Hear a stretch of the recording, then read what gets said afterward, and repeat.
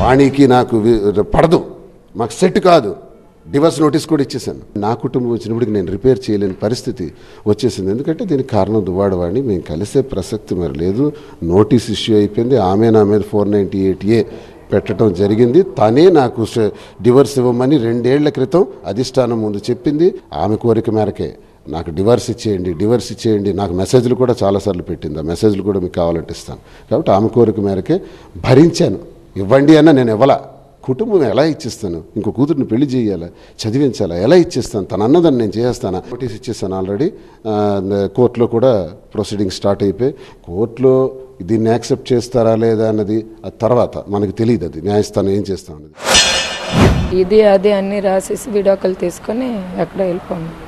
Problem మాకు ఇచ్చేసి ఆయనకి నచ్చినట్టు చేసుకోమని, మా డబ్బులు తీసుకొని ఇష్టానుసారం చేస్తామంటే మేము ఊరుకునే పరిస్థితి అయితే లేదు. దాంట్లో లేదు. మేము ఖచ్చితంగా ఈ ఇంట్లో ఎంటర్ అవుతాం. దాంట్లో నిస్సందేహం. ఆయన ఏమనుకుంటారో, ఏ లీగల్ ప్రకారం ప్రొసీడింగ్స్, ఏ డైవర్స్ నోటీసులు ఇచ్చుకుంటాడో, ఏ డైవర్స్ ఇవి ఇచ్చుకుంటాడో మాకు సంబంధం లేదు. దానికి కూడా ఒక సిస్టమ్స్ ఉన్నాయి. డైవర్స్ నోటీసులు ఆయన ఏదో యూనివర్సిటీలో చదివిన BL కాదులే అండి. మామూలుగా అందరూ డిగ్రీలు ఎలా సంపాదిస్తారో అలాగే ఆయన ఏదో సంపాదించిన BL కొద్దిగా ఆయన చదువుకొని క్లియర్గా డైవర్స్ నోటీసులు అవి ఇచ్చేటప్పుడు దాని పరిస్థితులు ఏంటి, దాని వ్యవహారాలు ఏంటి తెలుసుకొని ఇవ్వమని చెప్పి